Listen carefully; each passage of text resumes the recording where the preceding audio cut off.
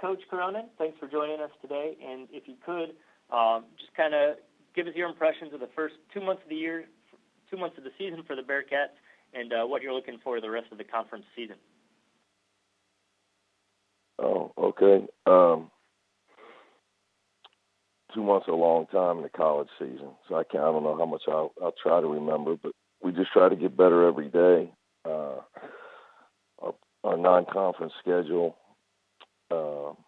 presented us with, I think, enough games and enough situations to get our young guys playing time, get some of our older guys in new roles comfortable, and put us in some adversity on the road. We're in a couple of games that were really tough, and give us a chance to really force us, I should say, to grow up a little bit. I think that's probably what every coach would hope, and get a chance to get a few quality wins here early in the conference schedule. We were fortunate to get a win on the road. Every road win's tough in any conference. I don't care what anybody says. Life on the road in conference play is tough, so we're fortunate to get a road win, and we played really well in our 2 home games.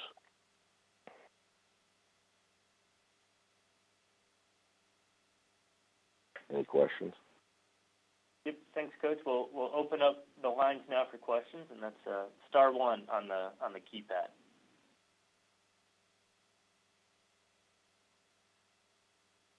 We'll go first to Jason Stam with Rivals.com. Hey, Coach. Just want to ask you that, at this point in the season, what has really surprised you most about this team? Not a whole lot, to be honest with you. With the year-round work that we're allowed to get, you get a chance to see your new guys now in the summer. And we start practice early enough now. The season's probably too long, but so I don't think there's a whole lot that's going to shock you, because it might shock your fans, surprise your fans more than it surprises you. So I don't think a lot's really surprised me, but I would say that I'm happy with our team's effort and our team's attitude.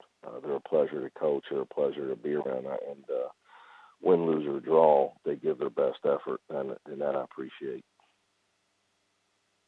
Thank you, Coach. You're welcome. We'll go next to Bob Wenzel with CBS Sports. Hey, Coach. Oh, Bob, I lost you. Oh, I'm sorry. Can you hear me now? You're back. Sorry. It's like a commercial, Bob. Great last night, really. It was very physical, and that's the nature of your teams. What you try to take care of.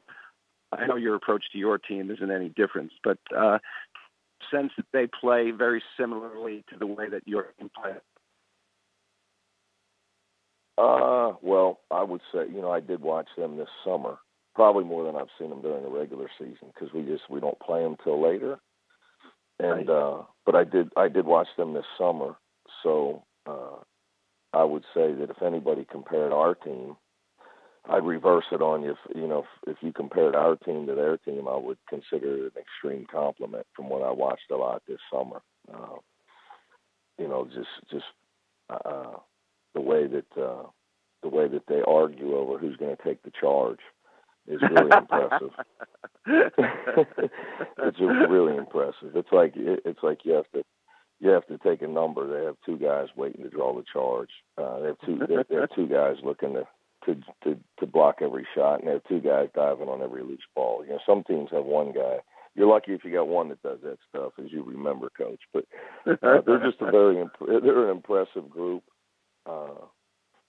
And I think obviously they have a great coach, but I would say that their humility is what impresses me, because their talent is real.